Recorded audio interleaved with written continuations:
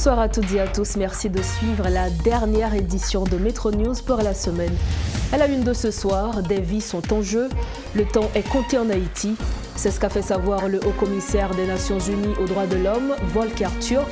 Le diplomate plaide en faveur du déploiement d'une mission multinationale de soutien pour aider la police haïtienne à lutter contre les gangs. Le nombre de déplacés internes en Haïti en raison de la violence des gangs a déjà franchi la barre des 250 000, selon la plateforme des organisations des droits humains. De nouvelles stratégies utilisées par les bandits pour déloger les riverains sont plus meurtrières, estime le secrétaire général de la POHDH. Adoption hier jeudi en Conseil des ministres du budget 2023-2024. Le document chiffré à plus de 320 milliards de gourdes pour l'exercice fiscal. Il sera en application à partir du 1er octobre 2023 selon les prescrits légaux.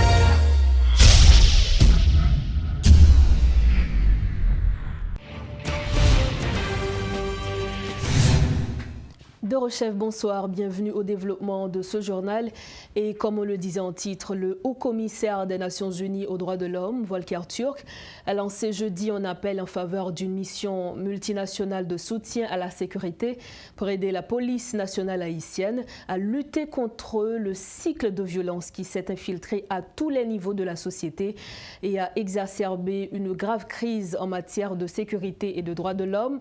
Chaque jour, la vie des Haïtiens devient plus difficile, mais il est essentiel que nous ne baissons pas les bras. Leur situation n'est pas désespérée. Avec le soutien et la détermination de la communauté internationale, le peuple haïtien peut faire face à cette grave insécurité et trouver un moyen de sortir du chaos, a déclaré le haut-commissaire. Des vies sont en jeu, a affirmé Volker Turk. Le temps est compté, nous devons comprendre le sens de l'urgence que cette crise exige. Le Premier ministre, Dr Ariel Henry, a rencontré ce vendredi les hauts cadres du Conseil électoral provisoire en vue de s'acquérir de la situation actuelle de l'organisme électoral. Selon la primature, cette rencontre traduit la détermination et l'engagement du gouvernement à organiser dans les meilleurs délais des élections honnêtes, transparentes et démocratiques, à l'issue desquelles sortira entre autres un gouvernement légitime élu par le peuple souverain. Le Conseil des ministres a approuvé hier jeudi 28 septembre le budget 2023-2024. Il sera en application à partir du 1er octobre 2023 selon les prescrits légaux, ce qui ne s'était pas produit depuis l'exercice 2020-2021. Le budget 2023-2024 reflète les grandes orientations contenues dans la lettre de cadrage du Premier ministre transmise aux ordonnateurs le 2 août dernier et s'inscrit dans la continuité des efforts initiés depuis l'année dernière pour l'élaboration du deuxième cadre budgétaire à moyen terme 2023-2026. Le budget 2023-2024 est élaboré autour de 3 priorités: renouer avec la croissance économique, améliorer la stabilité sociale, améliorer les conditions sécuritaires. L'enveloppe globale du budget pour l'exercice fiscal se chiffre à 320 milliards de gourdes, dont 75 milliards proviennent des ressources domestiques. L'ex-ministre M. Hadi Jangardi a fait des révélations sur les relations difficiles entre Haïti et la République dominicaine. Il a informé que 500 millions de dollars américains provenant du fonds Petro-Caribé, placés dans des banques dominicaines par des officiels haïtiens, n'ont jamais été récupérés. Le journaliste a indiqué que le gouvernement haïtien avait déjà versé plus de 10 millions de dollars à une firme cubaine pour la construction du canal de Wanamètre. Le chantier a été fermé depuis l'assassinat du président Jovenel Moïse. Le combat a été fait déjà, et évidemment, on ne peut pas rentrer dans l'aspect illégal, ça a été fait dans les années 60. Le pays a été bloqué, le Sud, il n'y a pas de marchandises qui ne peuvent pas rentrer là, Jérémy ne peut pas rentrer au CAI ne peut pas rentrer pour au Prince. C'est un peu le problème. Négocier mettre dans tête au niveau de la diaspora, c'est à cause de tonton Macoute. Bon, il te mettait comme ça.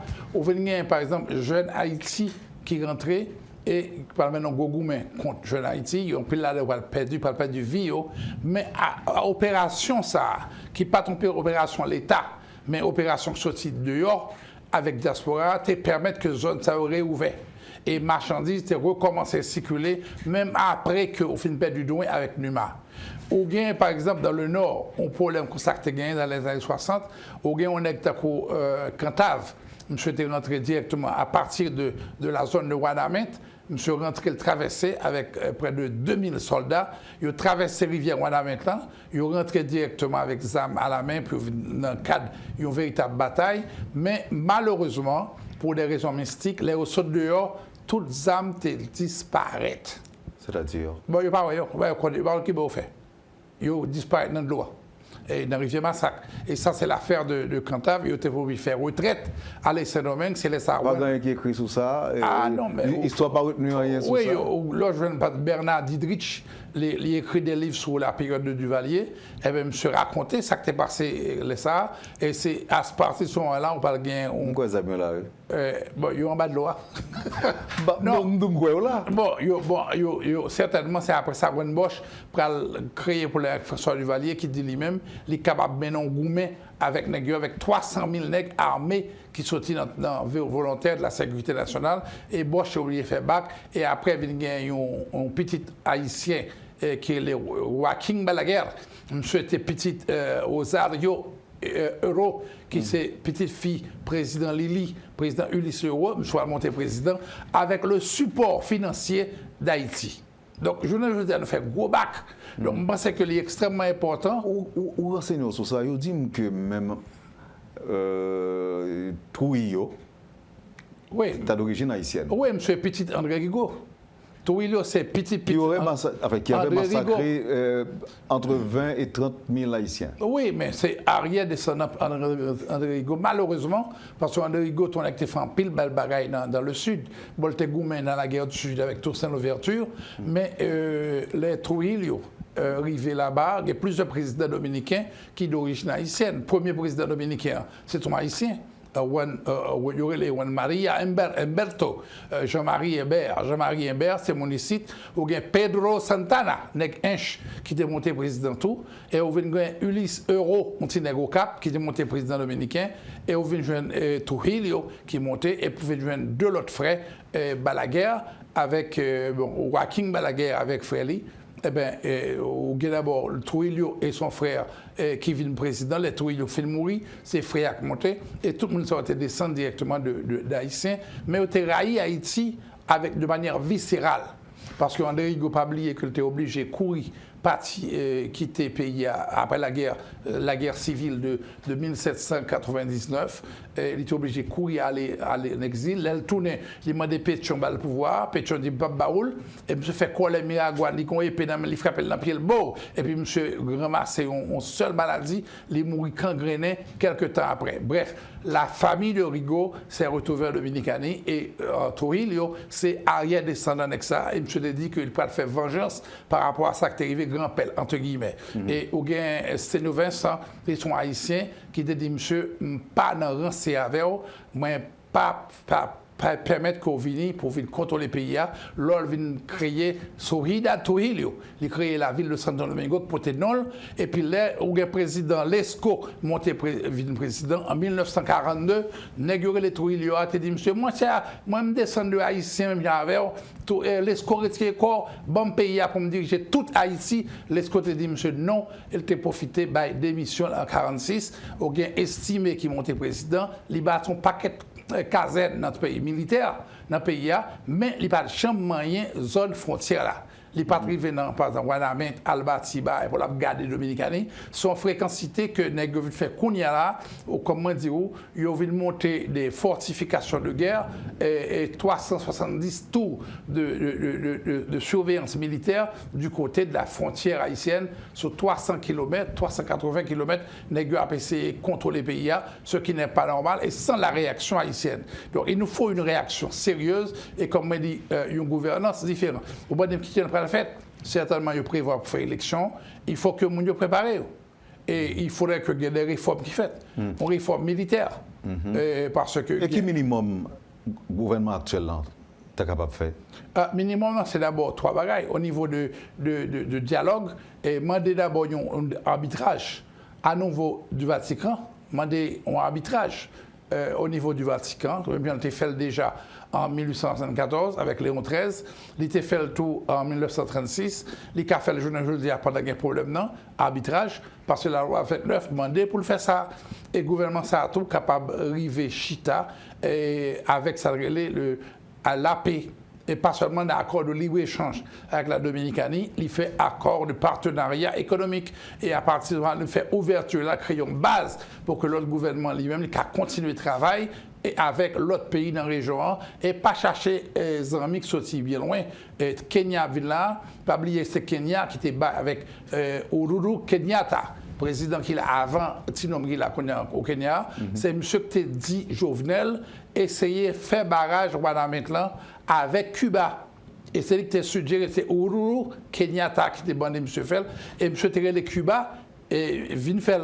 Je vous dis, c'est Haïtien qui a fait le pourquoi. Mais il y a un plan déjà qui est Cuba. Il a demandé quelques ingénieurs haïtiens avec ingénieurs cubains qui recevoir l'argent déjà. Parce que le gouvernement haïtien a à Cuba 10 millions de dollars vêtements. Il a 10 millions pour des travail sur la question. Mais les hauts faire autre chose, nous pas de confirmer tout comme là. Il a allé faire autre chose, il a quitté deux bagailles que l'État haïtien a demandé pour faire un pompage solaire dans la zone, non, pas un pompage solaire. On peut permettre que de l'eau ait courant dans la zone. Ce n'est pas fait. Donc, on a l'État haïtien qui travaille sur la question pompage solaire là et permettre que qu'on a zone gagner en dehors de 5 km de maçon, nous avons gagné un pompage solaire et gagner des conduits de 1 mètre de zone pour user après 10 millions de digues de terre, etc. Il y a un paquet de barres qui a fait qu'on y a, mais il faut que monsieur d'abord monte une commission qui apprenne à comprendre la réalité pays, pas forcément ça au terrain attendez. Le Conseil national de la société civile haïtienne exhorte le Premier ministre Ariel Henry à passer de la parole aux actes. Après son discours relatif au conflit du canal à la tribune des Nations Unies, cette structure invite le chef du gouvernement à mettre tous les moyens logistiques et techniques nécessaires à la disposition du comité de pilotage des travaux afin d'accélérer et finaliser la construction du canal. Suivez les explications de Joseph Domègue-Orgela. Discours fait, population applaudit, yo content, qu'on y a yo besoin action directe. Logistique, technicien, yo présence l'État réellement sous chantier ça, li a fait dignité peuple haïtien. Parce que c'est vrai que le Premier ministre n'a parlé, mais nous pouvons sentir l'État présent réellement dans Wanamed pour faire la Dominicanie qu'on est effectivement peuple haïtien déterminé et le gouvernement haïtien est avec le peuple haïtien dans cette entreprise.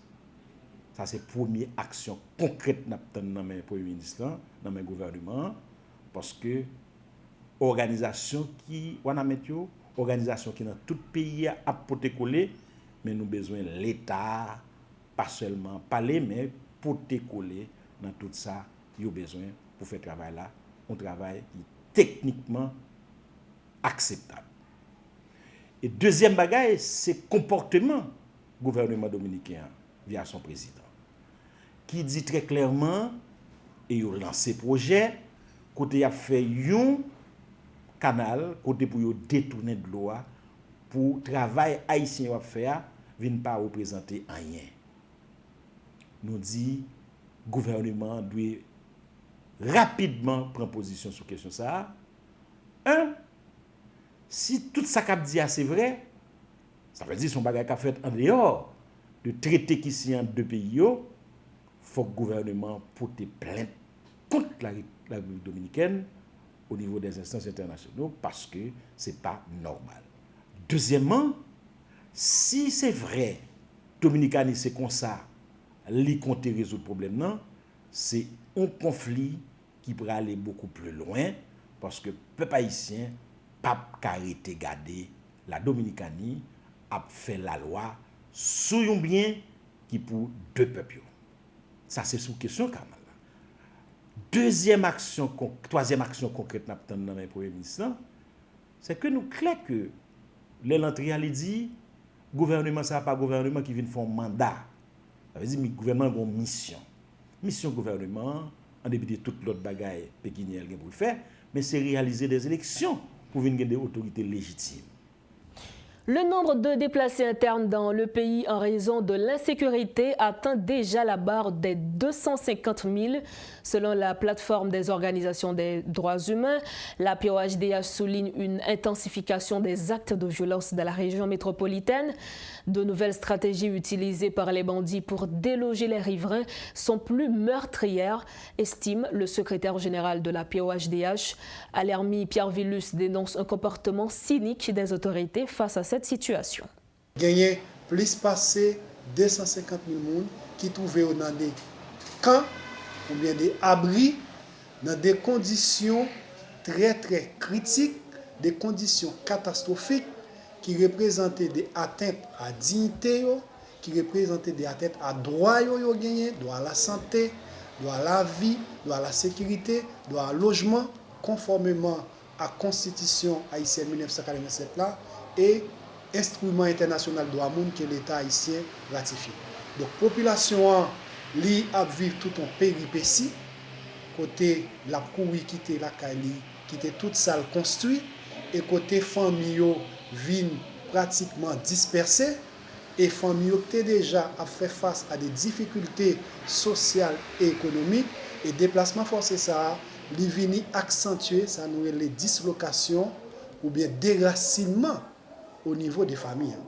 Et ça qui est capable de des conséquences sur un phénomène qui c'est la délinquance juvénile et qui est capable de des conséquences sur la scolarisation timoun. Ça qui a passé là, situation violence qui a passé là et qui provoquait vague de déplacements forcés ça et qui fait déplacer à vivre dans des conditions catastrophiques comme ça, nous rend gouvernement de facto Ariel Henry responsable des situations là. Pour qui ça? Parce que pendant dès l'année gouvernement de facto Ariel Henry, situation de violence, d'insécurité a une dimension qui n'est pas jamais dans le pays. Mais ce qui est plus grave, c'est que le pouvoir, pendant 2 ans, ça n'a pas montré volonté et pas pris aucune disposition comme si pour résoudre moins de problèmes que la population a fait face à elle. Au contraire, il y a un pouvoir, un premier ministre de facto qui montre une indifférence, qui montre une insouciance, un mépris par rapport à la population qui a subi tout assaut bandit. C'est ça qui fait nous croire silence pouvoir, son silence complice, et nous croyons que c'est pouvoir par silence, par comportement qui complice dans assassiner la population, dans violer les droits de l'homme, dans faire les gens courir, quitter la caillou et que nous vivre des conditions catastrophiques. Ça, je ne veux dire. Et puis célébration ce vendredi 29 septembre de la Journée mondiale du cœur. Selon le cardiologue Jean-Pierre Brismar, cette journée est l'occasion de sensibiliser le grand public sur les maladies cardiovasculaires, leurs causes, leurs facteurs de risque, leurs diagnostics, leurs moyens de prévention et leur traitement. Le spécialiste a fait remarquer que les maladies cardiovasculaires sont les premières causes de décès dans les pays pauvres, notamment en Haïti. Il en a profité pour formuler un ensemble de recommandations au grand public dans le cadre de la lutte contre certaines maladies, notamment l'hypertension artérielle. Il y a 2 catégories de facteurs de risque. 1.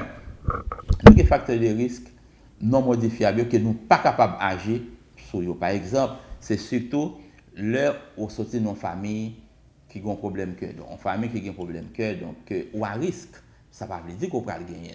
Mais on n'est pas capable d'agir sur lui. C'est l'âge. Donc, à partir de 50 ans pour l'homme, 55 ans pour la femme, mais de nos jours pour l'homme. Donc, nous réduisons un petit peu. Donc, c'est après 35 ans, quel que soit garçon, tu as supposé commencer à faire une évaluation cardiaque pour voir est-ce que ce n'est pas un problème ou bien ce n'est pas un trouble qu'il est capable déjà commencer à faire une prise en charge appropriée. Et l'autre facteur, c'est le facteur qu'on est capable d'agir sur eux. 1. On a commencé avec une gros leurre qui c'est l'hypertension artérielle. L'hypertension artérielle, en réalité, pour moi-même, c'est un plus gros ennemi que l'homme est capable de gagner. 1. ils sont silencieux, donc les montées, ils ne pas fait bruit. Et là, il pas fait bruit comme ça. En plus, fois, c'est là, mon a un stroke ou ça, nous des accidents vasculaires cérébraux là.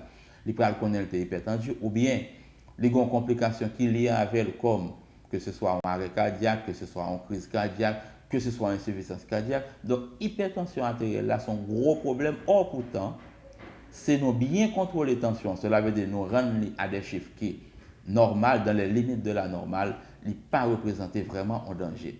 Les frère jumeau qui c'est le diabète.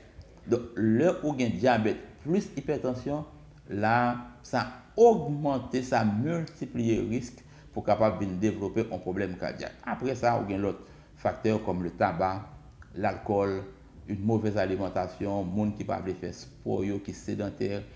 Il y a également le stress qui sont facteurs de risque majeurs et indépendant de tous les facteurs qui, à lui-même seul, suffit pour capable et déclencher ou à la base d'un problème cardiaque. Or, par rapport à la situation panorama, et OMS exigeait normalement pour gagner un environnement qui est sain, et l'un parler d'un environnement qui est sain, c'est qu'on est capable de déplacer sans problème, éviter le stress, donc on est capable de faire sport, alimentation, donc tout ça contribuer pour capable prévenir maladie cardiovasculaire. Mais si nous considérons la situation par nous, donc ouais, de jour en jour, nous sommes beaucoup plus à risque, il y a plus de monde, et même très jeune, qui est capable de présenter ce genre de problème.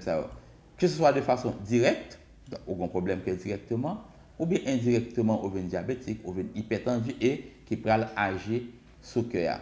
Donc l'autre bagage, c'est surtout une série de boissons que nous avons consommées, et j'ai préparé alimentation qui passe saine, ok, augmentation de poids de façon importante, ça nous parle de l'obésité et mon qui sédentaire qui pas fait sport. Donc il a encouragé tout le monde en bonne culture pour capable toujours réaliser sport 5 jours sur 7, 30 jours de marche et idéal c'est surtout la marche et une alimentation qui saine, toujours frontière comme de façon périodique.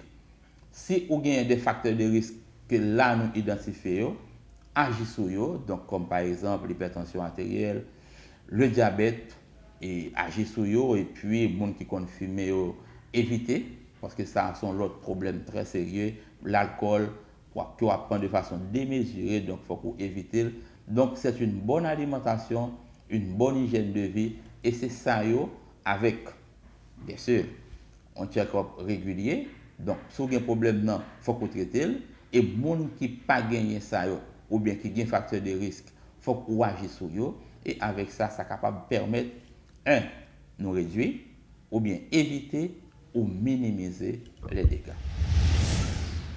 Nous refermons Metro News, mais avant de partir, voici le rappel des titres à la une de ce soir. Des vies sont en jeu, le temps est compté en Haïti. C'est ce qu'a fait savoir le haut-commissaire des Nations Unies aux droits de l'homme, Volker Turk.